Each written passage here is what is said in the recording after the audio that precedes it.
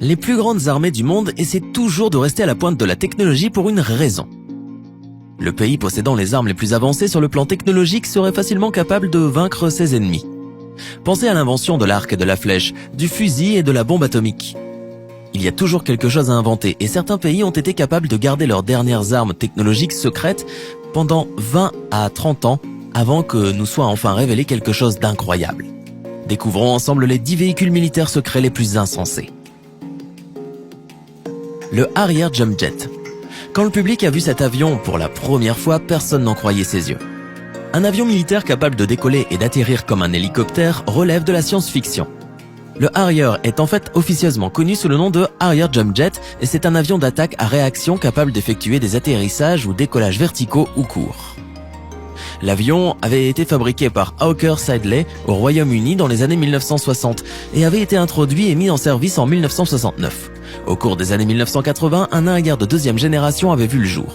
Fabriqué aux États-Unis sous le nom de AV-8B et en Grande-Bretagne sous les noms de British Aerospace Harrier 2. Le problème est qu'il ne pouvait décoller de cette façon qu'avec un poids minimal et que la consommation de carburant était énorme. Le turboréacteur Pegasus fournissait une force d'environ 10 tonnes et pouvait pousser l'appareil à Mach 0,9, soit environ 585 nœuds, ce qui correspond à 1083 km/h. Les armements comprenaient un canon de 25 mm et 6 points durs sous l'aile pour les roquettes et les missiles. Il a depuis été remplacé par un avion de deuxième génération. L'aéroglisseur de classe Zuber. Conçu et construit dans les années 1980 pour donner une suite beaucoup plus grande et plus puissante au LCAC de la classe Ace, déjà en service, la classe Zuber a porté le concept de l'embarcation de débarquement à un niveau extraordinaire. Qu'il s'agisse des immenses sous-marins balistiques de la classe Typhoon ou des croiseurs de combat menaçants de la classe Kirov, l'URSS des années 1980 avait tendance à aimer son matériel militaire quand il était massif. En matière d'aéroglisseur, le véhicule de débarquement à coussin d'air LCAC de la classe Zuber n'est pas différent. Comparé au déjà gigantesque LCAC de la US Navy, la classe Zuber le surpasse. Entièrement chargé, l'américain déplace environ 180 tonnes, tandis que la classe Zuber en déplace 3 fois plus. Cette forteresse en vol stationnaire peut atteindre une vitesse de 60 nœuds dans une mer agitée et au-dessous, et peut générer des niveaux de 5 degrés et des obstacles allant jusqu'à 1 mètre avec une relative aisance. Elle peut transporter 3 chars à l'intérieur de sa soute à chargement, tandis que le LCAC de l'US Navy ne peut en transporter qu'un. Dans d'autres configurations de fret, le géant de classe Zuber peut transporter jusqu'à 500 personnes, soit environ 375 soldats entièrement équipés, 8 véhicules blindés de transport, de troupes ou 10 véhicules militaires polyvalents à roues. Le 1K-17 Shati. Au cours des dernières années de la guerre froide, l'URSS a tenté de rendre réelle cette partie de la science-fiction, et cela a fonctionné, mais pas très bien. Il s'agissait d'une arme militaire classifiée qui est entrée dans l'armée russe en 1992. Au milieu des années 1970, l'Union soviétique cherchait ardemment des armes laser sur Terre, en mer, dans les airs et dans l'espace, en tant que moyen utile de lutter contre les armes optiques, missiles, satellites espions et autres systèmes de haute technologie des États-Unis et de l'Europe de l'Ouest. En 1982, elle construisait le premier prototype complet d'armes à énergie pour véhicules terrestres et l'installait sur un châssis à chenilles. Le premier réservoir laser était né. Il était destiné à brûler les caméras ennemies, les lunettes de visée et les têtes chercheuses utilisant des lasers à rubis de haute puissance. En 1992, les premiers prototypes sont sortis de l'usine, mais le chaos économique provoqué par l'effondrement de l'Union soviétique a contraint le gouvernement à annuler le programme. Le ZIL-157. L'Union soviétique était un endroit plutôt avant-gardiste en matière de chars et de canons aspect, mais malheureusement en retard dans le secteur des camions et des transports en général. En recevant la première série de camions américains en pré-bail en 1942, ils furent stupéfaits de la sophistication des camions américains, de leur fiabilité et de leur robustesse. Après la guerre, l'industrie soviétique des camions construisit sa propre version des 2 camions américains sous le nom de ZIS-151, mais peu de temps après, le ZIL-157 prit sa place. Le ZIL-157 était essentiellement un camion de fret de 3 tonnes, ce qui signifie qu'il avait une capacité de chargement de 3000 kg. Sur les routes revêtues, cela pourrait atteindre 7500 kg plus une remorque. Mais dans l'ensemble, le véhicule n'était pas soumis à de telles contraintes. Il avait un équipage de 2 personnes et pouvait transporter une charge normale de 12 à 16 soldats dans la soute arrière grâce à des sièges rabattables. Le tank furtif PL-01. Il s'agit du premier tank furtif de 5e génération au monde, pratiquement invisible à la détection infrarouge et radar. Il a été développé par la société de défense publique polonaise Obrum avec le soutien de BAE Systems.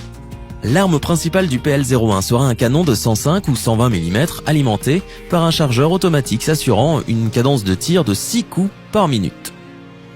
Le canon tirera à la fois des cartouches anti-char classiques et des missiles guidés anti-char.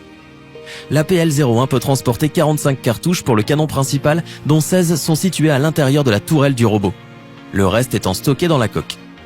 Le char est également armé d'une mitrailleuse UKM 2000C de calibre 7,62 mm avec 1000 cartouches de munitions. Un poste d'armes télécommandé situé sur la tourelle peut accepter une mitrailleuse de 7,62 mm ou 12,7 mm ou un lance-grenade automatique de 40 mm. La tourelle abritera également un système de protection active SPA pour neutraliser les ATGM ou roquettes. Le PL-01 devrait entrer en production cette année. Le M80 Stiletto. La M-Ship Company a conçu le M80 Stiletto. Il a été construit par Knight & Carver, un constructeur de navires commerciaux et privés basé à San Diego en Californie avec des composites avancés et une multitude de technologies de pointe, mettant l'accent sur l'adaptabilité. À l'origine, le navire était considéré comme la pièce maîtresse d'une initiative appelée Projet Wolfpack, qui visait à révolutionner les capacités de commandement et de contrôle net-centrique et l'efficacité au combat des petits navires opérant en coopération avec d'autres navires. Il faut voir le M80 Stiletto comme un super ordinateur flottant, un vaisseau mère et une station de commandement et de contrôle flottant capable de survoler l'eau à grande vitesse dans des eaux très peu profondes. Le navire est propulsé par un quartet de moteurs Caterpillar C32 1652 chevaux et peut atteindre une vitesse de près de 60 nœuds à l'heure. Le navire est passé de la conception à la réalité en seulement 18 mois, ce qui est incroyablement rapide compte tenu de son originalité à l'époque, qui n'a pas beaucoup diminué depuis. La construction du M80 a coûté environ 10 millions de dollars. Bien que ni le M80 ni sa coque en forme de M n'aient été mis en service actif, l'influence de ce Millennium Falcon de la marine sur d'autres modèles et sous-systèmes est indéniable.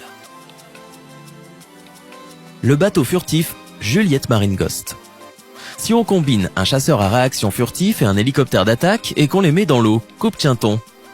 Voici le JMS Ghost, qui utilise la supercavitation en entourant un objet d'une bulle de gaz afin qu'il puisse passer dans l'eau avec très peu de friction. Dans le cas du Ghost, les objets en question sont ces deux feuilles tubulaires flottantes immergées. Bien que le fonctionnement du processus ne soit pas clair, car la plupart de ces technologies sont secrètes, il est vraisemblable que les feuilles sont conçues de manière à ce que lorsque les turbines à gaz de Ghost la poussent vers l'avant, l'eau est déviée vers l'avant de chaque feuille, ce qui crée l'enveloppe qui se ferme derrière elle. L'appareil, qui abrite 3 membres d'équipage, est principalement destiné à patrouiller le périmètre des flottes navales et peut entrer en action pour attaquer de petits bateaux ennemis. Le Sea Shadow IX-529. Construit en 1985 par Lockheed Martin, le Sea Shadow était destiné à vérifier si les mêmes technologies que le chasseur furtif F-117 Nighthawk pouvaient également être appliquées aux navires de guerre. Construit en secret pour 50 millions de dollars, le Sea Shadow a démontré qu'il pouvait non seulement échapper au radar et se faufiler entre d'autres navires, mais qu'il pouvait également survivre à de violentes tempêtes grâce à son design double coque. Enfin dévoilé au public en 1993, le Sea Shadow n'est jamais entré en production et n'était qu'une expérience. Pour le HMB-1, sa carrière avec le Sea Shadow était une carrière de rappel. Il avait déjà trouvé son nom dans le projet Azorian. Une opération top secrète de la CIA qui a permis de récupérer l'épave du sous-marin soviétique K-129 en 1974. Ne disposant que d'un espace limité et n'ayant aucune utilité pratique au-delà de l'expérimentation, la Navy a tenté de donner le Sea Shadow à tout musée intéressé. Il n'y a pas eu de preneur et le navire a été vendu à la ferraille pour 2,5 millions de dollars.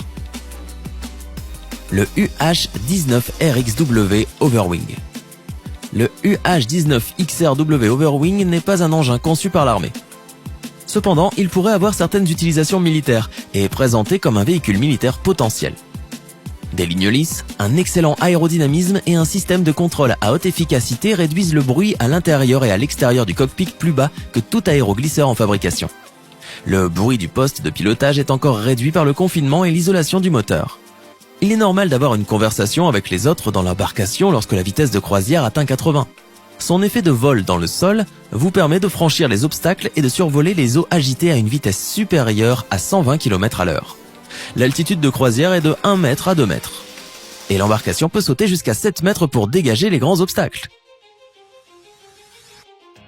Vous n'avez pas besoin de licence pour vous en servir et la formation à cette opération est même incluse si vous souhaitez acheter le Overwing.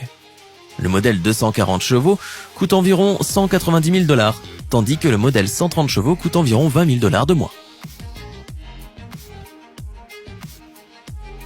Le contre-torpilleur Harley-Burke. Le premier contre-torpilleur Aegis de la classe Harley-Burke a été mis en service en 1991, et auparavant personne ne savait rien à son sujet. L'ensemble du navire, à l'exception de 2 entonnoirs en aluminium, est construit en acier, avec des zones vitales protégées par 2 couches d'acier et 70 tonnes de blindage en Kevlar. Les contre-torpilleurs de la classe Harley-Burke sont équipés du système de combat Aegis, qui intègre les capteurs du navire et les systèmes d'armes permettant de faire face aux menaces de missiles anti-navires. Les navires sont armés de 56 missiles de croisière Raytheon Tomahawk, associant des missiles d'attaque terrestre avec un système de navigation assisté par Tercom et des missiles anti-navires à guidage par inertie. Les missiles solaires SM-2MR standard du bloc 4 avec guidage par commande, inertie, restent au centre du système Aegis. Les missiles Tomahawk et Standard sont tirés de 2 systèmes de lancement verticaux Lockheed Martin Mk-41. Les contre-torpilleurs sont propulsés par 4 turbines à gaz GE LM 2500, évaluées chacune à 33 600 chevaux, avec une vitesse de turbine de 3600 tours minute, entraînant 2 conduits avec des hélices à pas variables.